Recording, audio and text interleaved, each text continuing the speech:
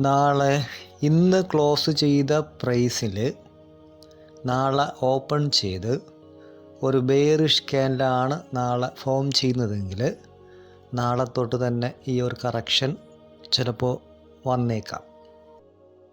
നാളെ തൊട്ട് ഇടിയാൻ പോകുകയാണെന്നും താഴേക്ക് വീഴാൻ സാധ്യത കൂടുതലാണെന്നും ഒരു 22,000 24,000 റേഞ്ച്, അതായത് ആദ്യം 24,000 പിന്നീട് 22,000 പിന്നീട് 19,000 വരെയും പോകാനുള്ള സാധ്യതയുണ്ട് എന്ന് നമ്മൾ ഫസ്റ്റ് വീഡിയോയിൽ പറഞ്ഞിരുന്നു, ഫസ്റ്റ് ടെലഗ്രാമിൻ്റെ വോയിസിൽ പറഞ്ഞിരുന്നു അല്ലേ. ഏതാണ്ടൊരു 22,000 വരെ ചിലപ്പോൾ ഡൗൺ വരാനുള്ള സാധ്യത, അല്ലെങ്കിൽ ഒരു 24,000 23 ആ ഒരു റേഞ്ച്, 24,000 22,000 ആ ഒരു റേഞ്ചിൽ താഴേക്ക് കുറച്ചൊന്ന് വരാനുള്ള സാധ്യത കാണുന്നുണ്ട്. ഇപ്പം ബുള്ളിഷ് ട്രെൻഡിലാണ് നിൽക്കുന്നത്. അതിൻ്റെ തിരിയാനുള്ള സാധ്യത, അതിൻ്റെ ഒരു ടൈം, അതിൻ്റെ കാൽക്കുലേഷൻ ഏതാണ്ട് എത്തിയെന്നാണ് എൻ്റെ ഒരു കാൽക്കുലേഷനിൽ കാണുന്നത്. So be carefully. Market up ട്രെൻഡിലാണ് പോകുന്നത്, നല്ല മാർക്കറ്റിലാണ് പോയിക്കൊണ്ടിരിക്കുന്നത്. എല്ലാവരും അപ്സൈഡ് പ്രോഫിറ്റ് എടുത്തുകൊണ്ടിരിക്കുകയാണ്. ആ സമയത്താണ് ഞാൻ ഈ പറയുന്നത്. ബട്ട് എൻ്റെ ഒരു കാൽക്കുലേഷനിൽ മാർക്കറ്റിൻ്റെ ഒരു കണ്ടീഷൻ, ഒരു സ്ട്രാറ്റജി, ഒരു രീതിയിൽ മാർക്കറ്റിൽ ചെറിയൊരു ഡൗൺ വരാനുള്ള സാധ്യത കാണുന്നുണ്ട്.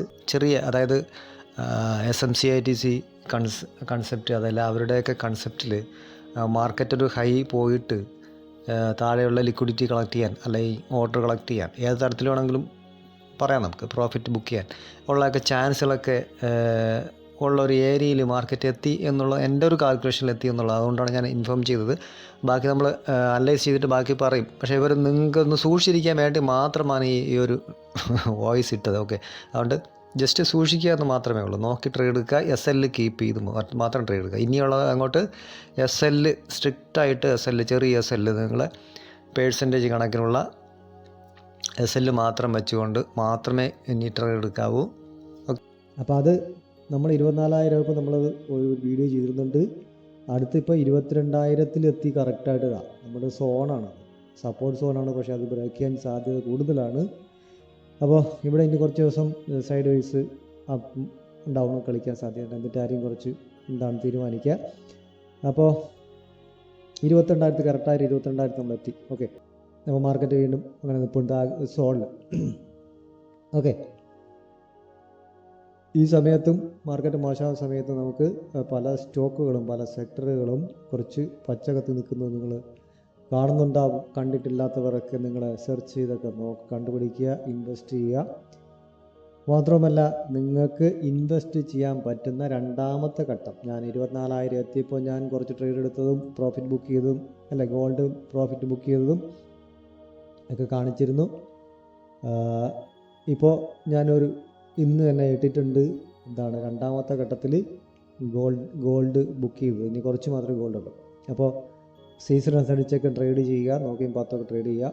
മാർക്കറ്റ് താഴേക്ക് പോയാലും പൈസ ഉണ്ടാക്കാം, മുകളിലേക്ക് പോയാലും പൈസ ഉണ്ടാക്കാം, സൈഡ് വൈസ് ആയാലും പൈസ ഉണ്ടാക്കാം. പക്ഷേ അതിനനുസരിച്ചുള്ള മാർക്കറ്റിൻ്റെ കണ്ടീഷൻ അനുസരിച്ചുള്ള സ്ട്രാറ്റജിയിൽ ട്രേഡ് ചെയ്യുക എന്നുള്ളതാണ്.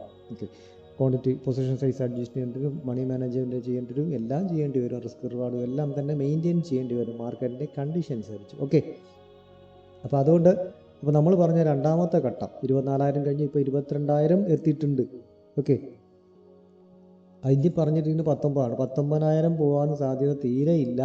എന്നാലും ഒരു 21,500 21,700 ഒക്കെ പോകാൻ സാധ്യതയുണ്ട്. ഓക്കെ, 21,300. ഓക്കെ, എന്നാലും ഒരു 19,000 പോകാനുള്ള സാധ്യത എങ്ങനെ വന്നാലും, എത്ര അടക്കി അടിച്ച് താത്താലും അത്രയും ലോയിൽ പോകാനുള്ള സാധ്യത ഇല്ല.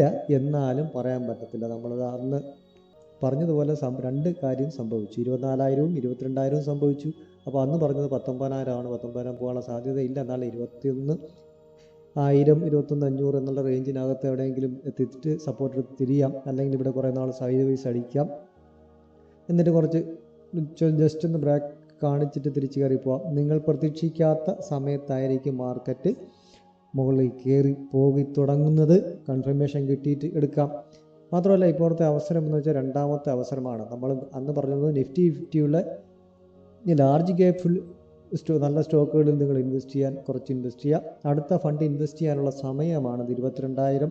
ഇവിടെ നിങ്ങൾക്ക് ലാർജ് ക്യാപ്പിൻ്റെ തന്നെ 100 200 ഉള്ള സ്റ്റോക്കുകളിൽ ഫണ്ടമെൻ്റലും എല്ലാം അനലൈസ് ചെയ്തതിന് ശേഷം സെക്ടറുകൾ മാറി അല്ലെ, ഗോൾഡിൽ ചെയ്യാം, ബാങ്ക് സെക്ടറിൽ ചെയ്യാം,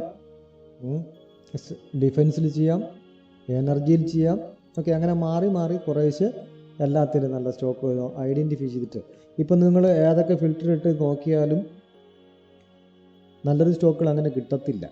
ബട്ട് മാർക്കറ്റ് ഡൗൺ ആണ്. മാർക്കറ്റ് ഇതിനേക്കാളും താഴെ പോയിട്ടുള്ളപ്പോൾ തിരിച്ചു കയറി വന്നിട്ടുണ്ട്.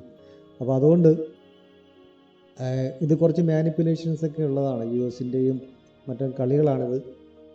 ഡെവലപ്പായി വരുന്ന ഇന്ത്യയെ കുറച്ചൊന്ന് താഴ്ത്താൻ, അടിച്ചമർത്താൻ ഉള്ള ഒരു തന്ത്രത്തിൻ്റെ ഭാഗം മാനിപ്പുലേഷൻസ് ഒക്കെ ഇതാണ്.